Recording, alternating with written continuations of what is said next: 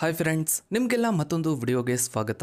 Friends, America ಒಂದು ವರ್ಷಕ್ಕೆ ಎಷ್ಟು ಹಡಗುಗಳನ್ನು ತಯಾರಿಸುತ್ತೋ ಅಷ್ಟು ಹಡಗುಗಳನ್ನು ಚೀನಾದ ಒಂದು ಕಂಪನಿ ತಯಾರಿಸುತ್ತೆ. ಇವತ್ತು ಜಗತ್ತಿನ ಅರ್ಧಕ್ಕರ್ಧ ಹಡಗುಗಳು ತಯಾರಾಗುವುದು ಚೀನಾದಲ್ಲೇ. ಹೀಗಾಗಿನೇ ಅಮೇರಿಕಾದ ಅಧ್ಯಕ್ಷ ಟ್ರಂಪ್ ಶಿಪ್ ಬಿಲ್ಡಿಂಗ್ಗೆ ಅಮೇರಿಕಾದಲ್ಲೇ ಹೆಚ್ಚು ಹಣ ಸುರಿಯೋದಕ್ಕೆ ತಯಾರಾಗ್ತಾ ಇದ್ದಾರೆ. ಫ್ರೆಂಡ್ಸ್, ಈ ಶಿಪ್ ಬಿಲ್ಡಿಂಗ್ನಿಂದ ಒಂದು ದೇಶ ಆರ್ಥಿಕವಾಗಿ ಎಷ್ಟು ಅಭಿವೃದ್ಧಿ ಆಗುತ್ತೆ, ಎಷ್ಟು ವೇಗವಾಗಿ ಬೆಳೆಯುತ್ತೆ, ಎಷ್ಟು ಬಲಶಾಲಿ ಆಗುತ್ತೆ ಅನ್ನೋದಕ್ಕೆ ಚೀನಾಗಿಂತ ಉತ್ತಮ ಉದಾಹರಣೆ ಮತ್ತೊಂದಿಲ್ಲ. ಫ್ರೆಂಡ್ಸ್, ಜಾಗತಿಕ ವ್ಯಾಪಾರದ ಸಿಂಹಪಾಲು ಸುಮಾರು 90% ಸಮುದ್ರ ಮಾರ್ಗದ ಮೂಲಕ ನಡೆಯುತ್ತೆ. ಹಡಗುಗಳ ತಯಾರಿಕೆಯು ದೇಶಕ್ಕೆ ಸರಕುಗಳನ್ನು ರಫ್ತು ಮಾಡಲು ಮತ್ತು ಆಮದು ಮಾಡಿಕೊಳ್ಳಲು ಅತ್ಯವಶ್ಯಕವಾದ ನೌಕಾಪಡೆಯನ್ನು ಒದಗಿಸುತ್ತೆ. ಇದರಿಂದಾಗಿ ವಿದೇಶಿ ವಿನಿಮಯದ ಹೊರಹರಿವನ್ನು ಕಡಿಮೆ ಮಾಡಬಹುದು. ಹೌದು ಫ್ರೆಂಡ್ಸ್, ಹಡಗುಗಳ ತಯಾರಿಕೆಯು ದೇಶಕ್ಕೆ ಅಗತ್ಯವಾದ ನೌಕಾಪಡೆಯನ್ನು ಒದಗಿಸುತ್ತೆ. ಇದರಿಂದಾಗಿ ಸರಕುಗಳನ್ನು ಆಮದು ಮಾಡಿಕೊಳ್ಳಲು ಮತ್ತು ರಫ್ತು ಮಾಡಲು ವಿದೇಶಿ ಹಡಗುಗಳನ್ನು ಅವಲಂಬಿಸೋದು ಕಡಿಮೆಯಾಗುತ್ತೆ. ಇದು ವಿದೇಶಿ ವಿನಿಮಯದ ಹೊರಹರಿವನ್ನು ಗಣನೀಯವಾಗಿ ಕಡಿಮೆ ಮಾಡುತ್ತೆ. ಇನ್ನು ಹಡಗುಗಳ ನಿರ್ಮಾಣವು ಕಾರ್ಮಿಕರ ತೀವ್ರ ಉದ್ಯಮವಾಗಿದ್ದು ದೊಡ್ಡ ಪ್ರಮಾಣದ ಉದ್ಯಮಗಳನ್ನು ಸೃಷ್ಟಿಸುತ್ತೆ. ನುರಿತ ಕಾರ್ಮಿಕರು, ಇಂಜಿನಿಯರ್ಗಳು, ವಿನ್ಯಾಸಕರು ಮತ್ತು ನಿರ್ವಹಣಾ ಸಿಬ್ಬಂದಿ, ಹೀಗೆ ಇದು ದೂರದ ಕರಾವಳಿ ಮತ್ತು ಗ್ರಾಮೀಣ ಪ್ರದೇಶಗಳಲ್ಲೂ ಉದ್ಯೋಗವನ್ನು ಒದಗಿಸುತ್ತೆ. ಹೌದು ಫ್ರೆಂಡ್ಸ್, ಹಡಗುಗಳ ನಿರ್ಮಾಣವು ಕೇವಲ ಆರ್ಥಿಕ ಮತ್ತು ಕಾರ್ಯತಂತ್ರದ ಮಹತ್ವವನ್ನು ಮಾತ್ರವಲ್ಲದೆ ದೊಡ್ಡ ಪ್ರಮಾಣದ ಉದ್ಯೋಗವನ್ನು ಸೃಷ್ಟಿ ಮಾಡುವ ಸಾಮರ್ಥ್ಯವನ್ನು ಕೂಡ ಹೊಂದಿದೆ. ಇದು ಕಾರ್ಮಿಕರ ತೀವ್ರ ಉದ್ಯಮವಾಗಿದ್ದು ವಿವಿಧ ಹಂತಗಳಲ್ಲಿ ಮತ್ತು ವಿವಿಧ ಕೌಶಲ್ಯ ಮಟ್ಟದ ಜನರಿಗೆ ಉದ್ಯೋಗಾವಕಾಶವನ್ನು ಒದಗಿಸುತ್ತೆ. Welder, fitter, electrician, pipe fitter, carpenter, painter, rigger, ಹೀಗೆ ಹಲವಾರು ರೀತಿಯ ಕಾರ್ಮಿಕರು ಹಡಗುಗಳ ವಿವಿಧ ಭಾಗಗಳ ಜೋಡಣೆ ಮತ್ತು ಅಳವಡಿಕೆ ಹಾಗೂ ಪೂರ್ಣಗೊಳಿಸುವಿಕೆಯಲ್ಲಿ ಪ್ರಮುಖ ಪಾತ್ರ ವಹಿಸ್ತಾರೆ. ಇನ್ನು mechanical, electrical, minor, aeronautic, computer science ಇಂಜಿನಿಯರ್ಗಳು ಹಡಗುಗಳ ವಿನ್ಯಾಸ, ಇಂಜಿನ್ ಮತ್ತು ಎಲೆಕ್ಟ್ರಾನಿಕಲ್ ಸಿಸ್ಟಮ್ಗಳ ಅಭಿವೃದ್ಧಿ ಮತ್ತು ನಿರ್ವಹಣೆಯಲ್ಲಿ ಕೆಲಸ ಮಾಡ್ತಾರೆ. ಇನ್ನು ನೌಕಾಶಿಲ್ಪಿಗಳು ಮತ್ತು ಹಡಗುಗಳ ವಿನ್ಯಾಸಕರು ಹಡಗುಗಳ ರಚನೆ, ಆಕಾರ, ಸಾಮರ್ಥ್ಯ ಮತ್ತು ಕಾರ್ಯಕ್ಷಮತೆಯನ್ನು ವಿನ್ಯಾಸಗೊಳಿಸ್ತಾರೆ. ಇನ್ನು ಯೋಜನಾ ವ್ಯವಸ್ಥಾಪಕರು, ಗುಣಮಟ್ಟ ನಿಯಂತ್ರಣ ಅಧಿಕಾರಿಗಳು, ಮಾನವ ಸಂಪನ್ಮೂಲ ವ್ಯವಸ್ಥಾಪಕರು, ಹಣಕಾಸು ವಿಭಾಗದ ಅಧಿಕಾರಿಗಳು, ಖರೀದಿ ವಿಭಾಗದ ಅಧಿಕಾರಿಗಳು, ಇವರೆಲ್ಲರೂ ಹಡಗು ನಿರ್ಮಾಣ ಪ್ರಕ್ರಿಯೆಯನ್ನು ನಿರ್ವಹಿಸಲು ಮತ್ತು ಸುಗಮವಾಗಿ ನಡೆಸಲು ಅವಶ್ಯಕ. ಇನ್ನು ಹೊಸ ತಂತ್ರಜ್ಞಾನಗಳು, ಸುಧಾರಿತ ಸಾಮಗ್ರಿಗಳು ಮತ್ತು ಹೆಚ್ಚು ಪರಿಣಾಮಕಾರಿ ವಿನ್ಯಾಸಗಳ ಕುರಿತು ಸಂಶೋಧನೆ ನಡೆಸುವವರು. ಇನ್ನು ಹಡಗುಗಳ ತಯಾರಿಕೆಗೆ ಸಾಮಾನ್ಯವಾಗಿ ದೊಡ್ಡ ಸ್ಥಳಾವಕಾಶದ ಅಗತ್ಯವಿರುತ್ತೆ. ಕರಾವಳಿ ಪ್ರದೇಶಗಳಲ್ಲಿ ಅಥವಾ ನದಿಗಳ ಬಳಿ ಶಿಪ್ ಮ್ಯಾನುಫ್ಯಾಕ್ಚರಿಂಗ್ ಪ್ಲಾಂಟ್ ಇರುತ್ತೆ. ಆ ಪ್ರದೇಶಗಳಲ್ಲಿ ಹಾಗೂ ಸುತ್ತಮುತ್ತಲಿನ ಗ್ರಾಮೀಣ ಭಾಗಗಳಿಗೆ ಉದ್ಯೋಗಾವಕಾಶವನ್ನು ಒದಗಿಸುತ್ತೆ. ಇದರಿಂದಾಗಿ ಆರ್ಥಿಕವಾಗಿ ಹಿಂದುಳಿದ ಪ್ರದೇಶಗಳ ಅಭಿವೃದ್ಧಿಗೆ ಮತ್ತು ಸ್ಥಳೀಯ ಸಮುದಾಯಗಳಿಗೆ ಜೀವನೋಪಾಯವನ್ನು ಒದಗಿಸಲು ಸಹಾಯ ಮಾಡುತ್ತೆ. ಸಂಕ್ಷಿಪ್ತವಾಗಿ, ಹಡಗುಗಳ ನಿರ್ಮಾಣ ಉದ್ಯಮವು ಕೇವಲ ಬೃಹತ್ ಯಂತ್ರೋಪಕರಣಗಳ ತಯಾರಿಕೆ ಆಗಿರದೆ ಮಾನವ ಶಕ್ತಿ ಮತ್ತು ಕೌಶಲ್ಯದ ಮೇಲೆ ಅತಿ ಹೆಚ್ಚು ಅವಲಂಬಿತವಾಗಿರುವ ಕ್ಷೇತ್ರವಾಗಿದೆ. ಇದು ವ್ಯಾಪಕ ಉದ್ಯೋಗವನ್ನು ಸೃಷ್ಟಿಸುತ್ತೆ. ಇನ್ನು ಹಡಗುಗಳ ನಿರ್ಮಾಣಕ್ಕೆ ಉಕ್ಕು, ಎಲೆಕ್ಟ್ರಾನಿಕ್ಸ್, ಇಂಜಿನಿಯರಿಂಗ್ ಉಪಕರಣಗಳು, ಇಂಧನ ವ್ಯವಸ್ಥೆಗಳು ಮತ್ತು ಬಂದರುವಂತಹ ಮೂಲ ಸೌಕರ್ಯಗಳಂತಹ ಅನೇಕ ಪೂರಕ ಕೈಗಾರಿಕೆಗಳ ಅಗತ್ಯವಿರುತ್ತೆ.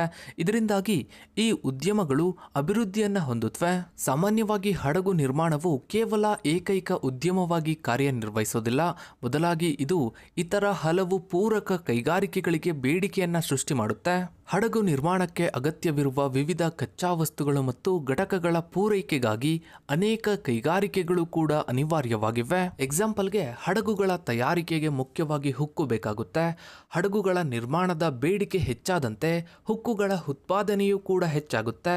ಇದು ಹುಕ್ಕು ಕಾರ್ಖಾನೆಗಳಿಗೆ ಲಾಭವನ್ನು ತರುತ್ತೆ ಮತ್ತು ಹುಕ್ಕು ಉದ್ಯಮದಲ್ಲಿ ಉದ್ಯೋಗವನ್ನು ಸೃಷ್ಟಿಗೆ ಕಾರಣವಾಗುತ್ತೆ. ಇನ್ನು ಈಗಿನ ಆಧುನಿಕ ಹಡಗುಗಳಿಗೆ ಅತ್ಯಾಧುನಿಕ ನಾವಿಗೇಷನ್, ಸಂವಹನ, ರೆಡಾರ್ ಮತ್ತು ನಿಯಂತ್ರಣ ವ್ಯವಸ್ಥೆಗಳು ಬೇಕಾಗುತ್ತವೆ. ಇವುಗಳಿಗೆ ಎಲೆಕ್ಟ್ರಾನಿಕ್ಸ್ ಮತ್ತು ಸಂಬಂಧಿತ ಸಾಫ್ಟ್ವೇರ್ ಕೈಗಾರಿಕೆಗಳ ಕೊಡುಗೆ ಅವಶ್ಯಕ. ಇನ್ನು ಹಡಗುಗಳ ಇಂಜಿನ್ಗಳು, ಪ್ರೊಪೈಲರ್ಗಳು, ಪಂಪ್ಗಳು, ಹೈಡ್ರಾಲಿಕ್ ವ್ಯವಸ್ಥೆಗಳು ಮತ್ತು ಇತರ ಸಂಕೀರ್ಣ ಯಂತ್ರೋಪಕರಣಗಳು ಇಂಜಿನಿಯರಿಂಗ್ ಕೈಗಾರಿಕೆಗಳಿಂದ ಪೂರೈಸಲ್ಪಡುತ್ತವೆ. ಇದು ನಿಖರ ಇಂಜಿನಿಯರಿಂಗ್ ಮತ್ತು ಹೆವಿ ಇಂಜಿನಿಯರಿಂಗ್ ಉದ್ಯಮಗಳ ಬೆಳವಣಿಗೆ ಬೆಳವಣಿಗೆಗೆ ಕಾರಣವಾಗುತ್ತೆ. ಇನ್ನು ಹಡಗುಗಳಿಗೆ ವಿಶ್ವಾಸಾರ್ಹ ಮತ್ತು ಪರಿಣಾಮಕಾರಿ ಇಂಧನ ವ್ಯವಸ್ಥೆಗಳು ಬೇಕಾಗುತ್ತೆ. ಇದು ಇಂಧನ ಟ್ಯಾಂಕುಗಳು, ಇಂಧನ ವಿತರಣಾ ವ್ಯವಸ್ಥೆಗಳು ಮತ್ತು ಸಂಬಂಧಿತ ಸುರಕ್ಷತಾ ತಂತ್ರಜ್ಞಾನಗಳ ಉತ್ಪಾದನೆಗೆ ಉತ್ತೇಜನ ನೀಡುತ್ತೆ. ಇನ್ನು ಹಡಗುಗಳ ತಯಾರಿಕೆ, ಹಡಗುಗಳ ರಿಪೇರಿಗೆ ಸೂಕ್ತವಾದ ಬಂದರು ಮೂಲಸೌಕರ್ಯ ಅತ್ಯಗತ್ಯ. ಹಡಗು ನಿರ್ಮಾಣ ಚಟುವಟಿಕೆಗಳು ಹೆಚ್ಚಾದಂತೆ ಬಂದರುಗಳ ಆಧುನೀಕರಣ ಮತ್ತು ವಿಸ್ತರಣೆಯ ಅಗತ್ಯವೂ ಹೆಚ್ಚಾಗುತ್ತೆ. ಇನ್ನು ಹಡಗುಗಳಿಗೆ ಪೇಂಟ್, ವೈರಿಂಗ್, ಪೀಠೋಪಕರಣಗಳು, ಸುರಕ್ಷಿತ ಉಪಕರಣಗಳು, ಅಗ್ನಿಶಾಮಕ ವ್ಯವಸ್ಥೆಗಳು, ಹವಾನಿಯಂತ್ರಣ ವ್ಯವಸ್ಥೆಗಳು ಮುಂತಾದ ಅನೇಕ ಸಣ್ಣ ಪುಟ್ಟ ವಸ್ತುಗಳು ಬೇಕಾಗುತ್ತವೆ.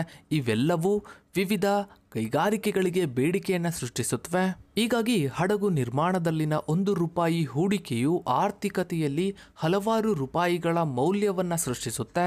ಇದು ಕೇವಲ ನೇರ ಉದ್ಯೋಗವನ್ನು ಮಾತ್ರವಲ್ಲದೆ ಪರೋಕ್ಷ ಉದ್ಯೋಗಗಳನ್ನು ಸೃಷ್ಟಿಸಿ ಒಟ್ಟಾರೆ ಆರ್ಥಿಕ ಬೆಳವಣಿಗೆಗೆ ದೊಡ್ಡ ಮಟ್ಟದಲ್ಲಿ ಕೊಡುಗೆಯನ್ನು ನೀಡುತ್ತೆ. ಇನ್ನು ಹಡಗು ತಯಾರಿಕೆಯು ದೇಶದ GDPಗೆ ನೇರವಾಗಿ ಕೊಡುಗೆಯನ್ನು ನೀಡುತ್ತೆ. ಭಾರತದಲ್ಲಿ ಕಡಲ ಆರ್ಥಿಕತೆಯು ಅಂದರೆ ಬ್ಲೂ ಎಕಾನಮಿ GDPಯ ಸುಮಾರು 4% ಕೊಡುಗೆಯನ್ನು ನೀಡುತ್ತೆ. ಅದರಲ್ಲಿ ಹಡಗು ನಿರ್ಮಾಣವು ಒಂದು ಪ್ರಮುಖ ಭಾಗವಾಗಿದೆ. ಹಡಗು ನಿರ್ಮಾಣ ಉದ್ಯಮದಲ್ಲಿ ಕೆಲಸ ಮಾಡುವ ನೌಕರರು ಮತ್ತು ಪೂರಕ ಕೈಗಾರಿಕೆಗಳಲ್ಲಿ ಕೆಲಸ ಮಾಡುವವರ ಆದಾಯವು ಬಳಕೆ ಮತ್ತು ಹೂಡಿಕೆಗೆ ಕಾರಣವಾಗುತ್ತೆ. ಇದು ಆರ್ಥಿಕ ಚಟುವಟಿಕೆಯನ್ನು ಉತ್ತೇಜಿಸುತ್ತೆ, GDPಗೆ ಮತ್ತಷ್ಟು ಕೊಡುಗೆಯನ್ನು ನೀಡುತ್ತೆ. ಭಾರತವು ವಿಶಾಲವಾದ ಕರಾವಳಿ ಮತ್ತು ಅಪಾರ ಸಮುದ್ರ ಸಂಪನ್ಮೂಲಗಳನ್ನು ಹೊಂದಿದ್ದು ತನ್ನ ಕಡಲ ಆರ್ಥಿಕತೆ ಅಂದರೆ ಬ್ಲೂ ಎಕಾನಮಿಗೆ ಹೆಚ್ಚಿನ ಒತ್ತು ನೀಡುತ್ತೆ. ವರದಿಗಳ ಪ್ರಕಾರ ಭಾರತದ ಕಡಲ ಆರ್ಥಿಕತೆಯು ದೇಶದ GDPಯ ಸುಮಾರು 4% ಕೊಡುಗೆ ನೀಡುತ್ತೆ. ಈ ಕಡಲ ಆರ್ಥಿಕತೆಯಲ್ಲಿ ಹಡಗುಗಳ ತಯಾರಿಕೆಯು ಒಂದು ಪ್ರಮುಖ ಮತ್ತು ನಿರ್ಣಾಯಕ ಭಾಗವಾಗಿದೆ. ಭಾರತದ ಹಡಗು ತಯಾರಿಕಾ ಉದ್ಯಮವು 2024ರಲ್ಲಿ $1.12 ಶತಕೋಟಿ ಮೌಲ್ಯವನ್ನು ಹೊಂದಿದ್ದು 2033ರ ವೇಳೆಗೆ $8 ಶತಕೋಟಿ ಏರಿಕೆಯಾಗುವ ನಿರೀಕ್ಷೆ ಇದೆ. ಮೇಕ್ ಇನ್ ಇಂಡಿಯಾ ಉಪಕ್ರಮ ಮತ್ತು ಸಾಗರಮಾಲಾ ಕಾರ್ಯಕ್ರಮದಂತಹ ಸರ್ಕಾರದ ಯೋಜನೆಗಳು ದೇಶೀಯ ಹಡಗು ನಿರ್ಮಾಣ ಸಾಮರ್ಥ್ಯವನ್ನು ಹೆಚ್ಚಿಸುವ ಗುರಿಯನ್ನು ಹೊಂದಿವೆ. ಭಾರತವು ಪ್ರಸ್ತುತ ಜಾಗತಿಕ ಹಡಗು ನಿರ್ಮಾಣದಲ್ಲಿ ಕೇವಲ 0.06% ಪಾಲನ್ನು ಹೊಂದಿದೆ. ಆದರೆ 2030ರ ವೇಳೆಗೆ ಜಗತ್ತಿನ ಟಾಪ್ 10 ಹಡಗು ನಿರ್ಮಾಣ ರಾಷ್ಟ್ರಗಳಲ್ಲಿ ಒಂದಾಗುವ ಗುರಿಯನ್ನು ಮ್ಯಾರಿಟೈಮ್ ಇಂಡಿಯಾ ಮಿಷನ್ 2030 ಹೊಂದಿದೆ. ಸದ್ಯಕ್ಕೆ ಭಾರತವು ತನ್ನ ಸರಕು ಸಾಗಾಣಿಕೆಗಾಗಿ ವಿದೇಶಿ ಹಡಗುಗಳ ಮೇಲೆ ಹೆಚ್ಚು ಅವಲಂಬಿತವಾಗಿದೆ. ವಾರ್ಷಿಕವಾಗಿ ಸುಮಾರು $75 ಶತಕೋಟಿ ವಿದೇಶಿ ಸರಕು ಸಾಗಾಣಿಕೆ ಶುಲ್ಕವನ್ನು ಪಾವತಿಸುತ್ತೆ.